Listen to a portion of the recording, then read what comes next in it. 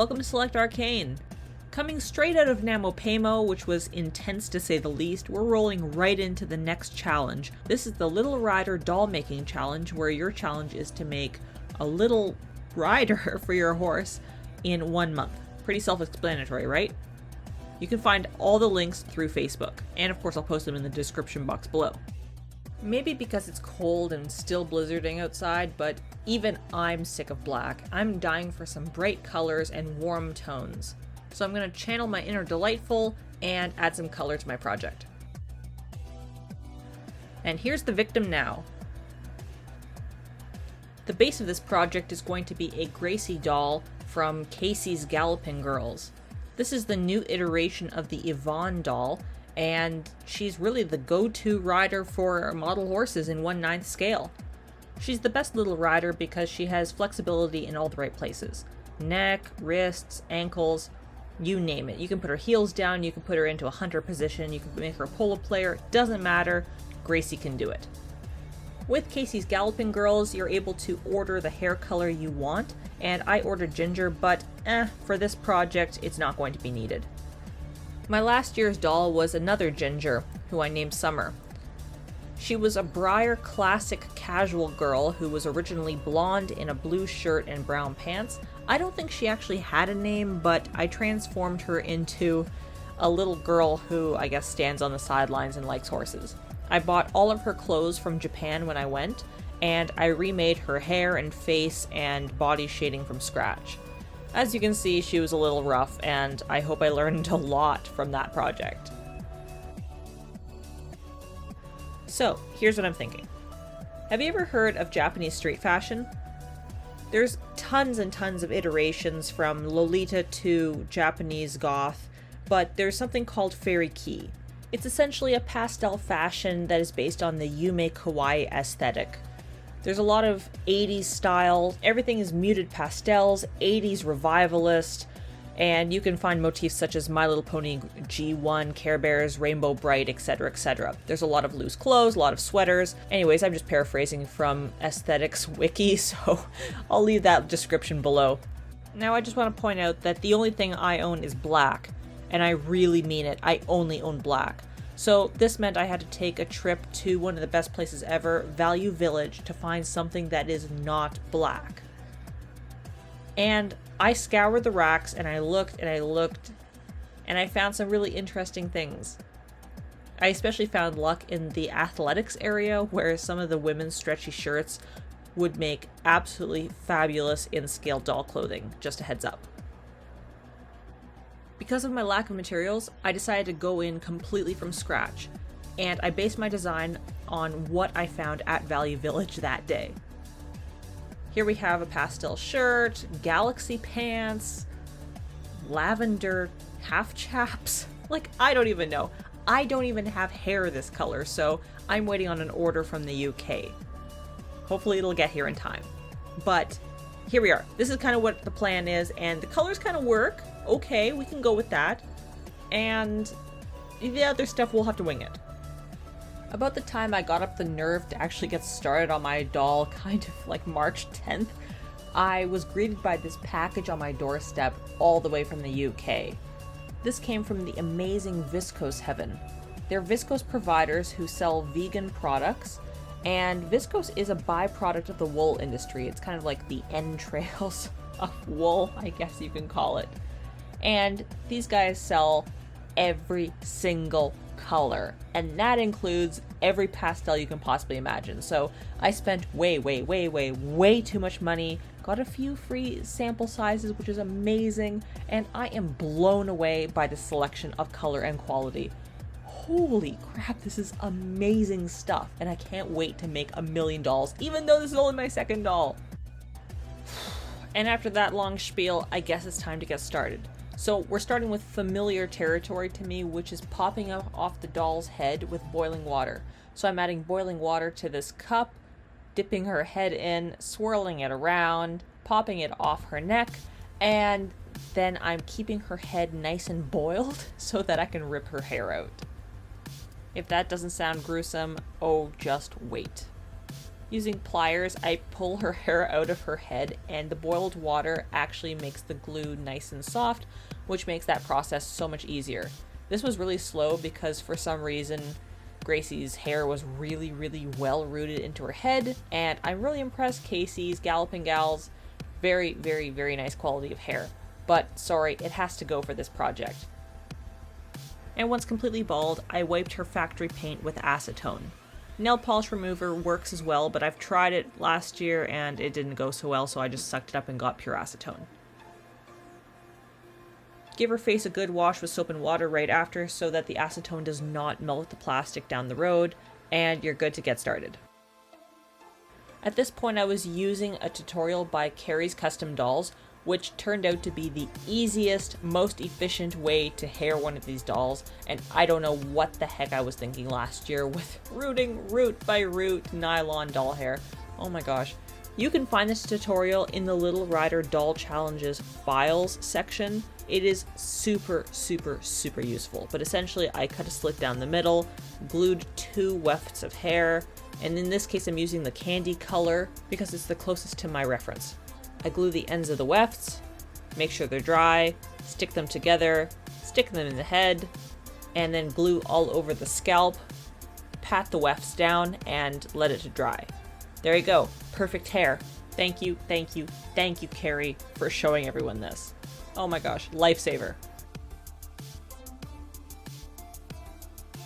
Okay, I've never done this before, but we're gonna make a clothing pattern. I just trace a basic outline around her, starting with her legs, then her torso. So I'm starting with a pants pattern and then a shirt pattern. Also, I don't know how to sew, so this will be fun.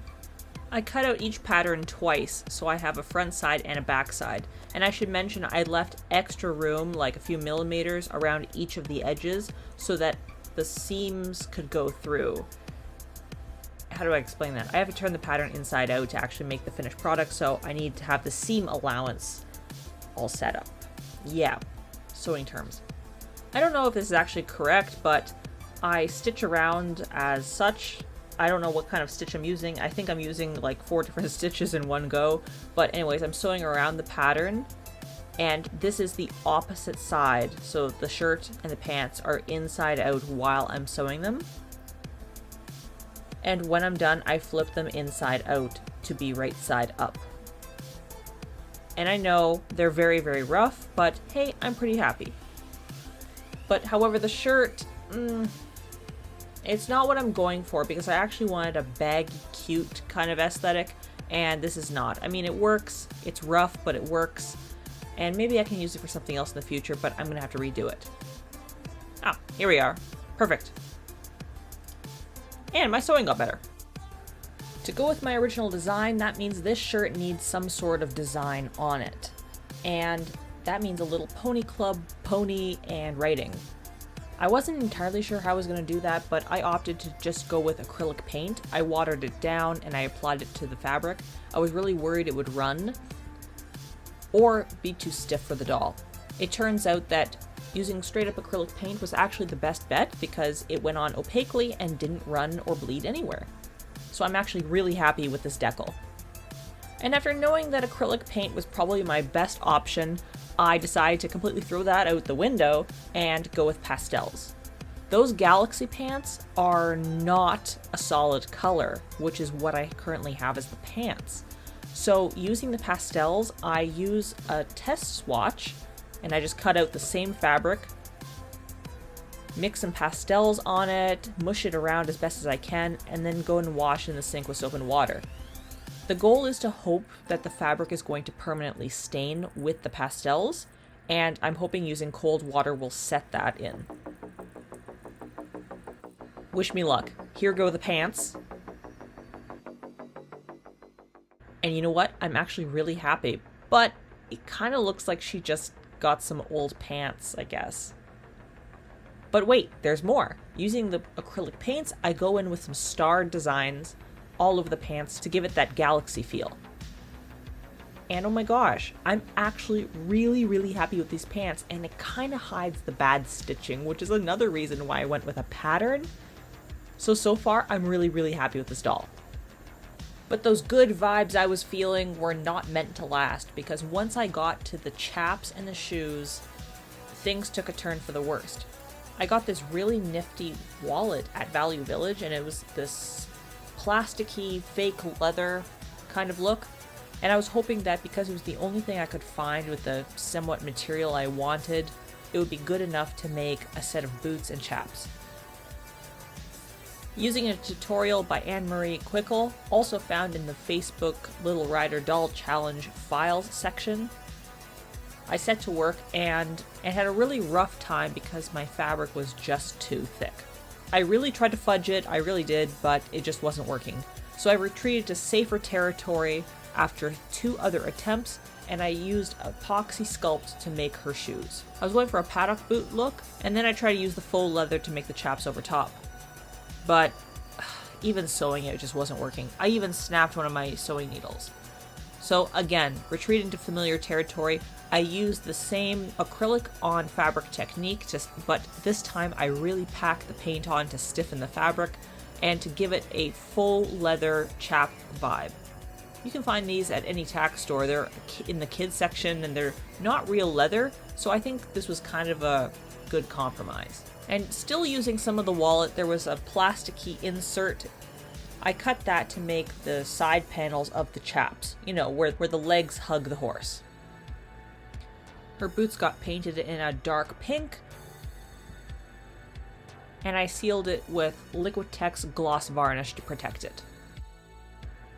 And though I guess it's not the best type of boots and chaps in the world, I think it's a pretty good start for my first ever riding doll.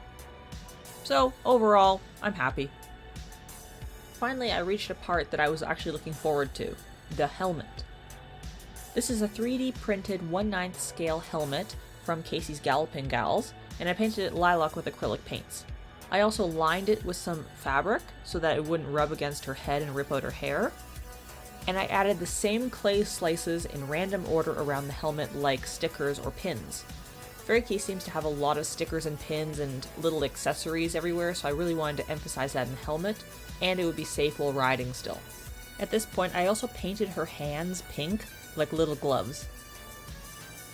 Both did get sealed in Liquitex gloss varnish when I was done. And yeah, there's no chin strap on the helmet. It's something I'm going to have to figure out a little bit later, but I really don't have the materials, and I'm really running out of time for Doll Month. And finally, the last exciting part, the face-up. To me, this is always the most stressful but fun part of the process. Firstly, I masked her hair off so that it wouldn't get all icky. I used one of my rubber gloves, a tiny elastic, and some sewing pins. And then I wiped her face with some soap and water. I let it dry completely, and then I sprayed with Mr. Super Clear. Now, hold on, pause. I have a love-hate relationship with Mr. Super Clear because on one hand, it's great for these kind of vinyl doll heads. On the other hand, I have had multiple models destroyed because the temperature fluctuations and humidity, and then the sealant cracks. Yeah, so we're going to try to go through this as slowly as possible without building up the sealant and hope for the best. So only after my sealant is 100% dry, I go in with watercolor pencils to sketch out a basic outline. This is just for the eyebrows and maybe a bit of the lip shading. And then I'm going in with gouache paints. This is kind of a hybrid between acrylic and watercolor. On one hand, it's opaque like acrylic, but on the other, it's completely water soluble, so you can just tap it with a drop of water on your brush and it'll melt completely and blend. It's wonderful, it's great, and it works on dolls and model horses, and it's especially great for tiny scale things because it does not have that thickness that acrylic does. I am using a reference off screen, actually 2, one for the makeup for the Ferah key style I'm going for, and another for the placement of the eyes, lips, and eyebrows. Because my palette is pink, blue, and lavender, I'm specifically going with green eyes to make them pop and make it a bit different. Originally I was thinking blue, but then I thought, it's too much, way too much of the same color. I also add tiny little hearts along her cheeks with gouache paint, and I'm mixing up some pastel colors for that. Another part of Ferah key are the stickers on the face. That could also include a bandage on the nose to be a little cute. And here I'm just going with heart stickers. I also add some Pearl X powder in flamingo pink along her cheeks and lips. just to give her a bit more glimmer. And I know that's going to completely fade out when it comes to sealing it with Mr. Super Clear, but actually if you hold her up in the light just right, it just looks a bit more lifelike. And finally, when that's all dry, I spray her in Mr. Super Clear again, and I go over her eyes and lips in Liquitex gloss varnish. Now it's time for the reveal. This is the first time we're seeing the face and the hair together. I think it goes together really well. What do you think? I specifically made her eyebrows a little bit darker, just like how natural eyebrows are usually darker than your natural hair color. Next, I used a hair dryer on the hot high setting to warm up her neck hole. And then I crammed her head very gently back onto her body, and here we go. First time her head has been reunited with her body since we started. And now all we have to do is style the hair. In my concept art, I went with pigtails, so we're keeping to that vibe. I used a very, very, very tiny brush that's actually used for my tiny grass to gently comb out her hair without pulling any of it out. And then I separated her hair into two parts. And as elastic bands, I'm using thread.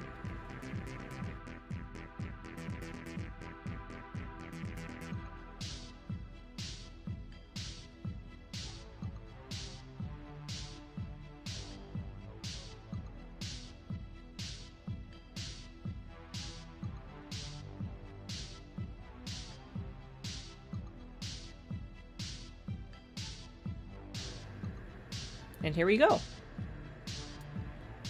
When my dad asked me at Value Village when he accompanied me, how long would this doll take me? I made a guesstimate of about 6 hours. But because I bumbled through half of it and the chaps really fudged me over, it actually took me 10.5 hours to complete this doll. 10.5 hours, I am not kidding you. I hope you like her as much as I like her.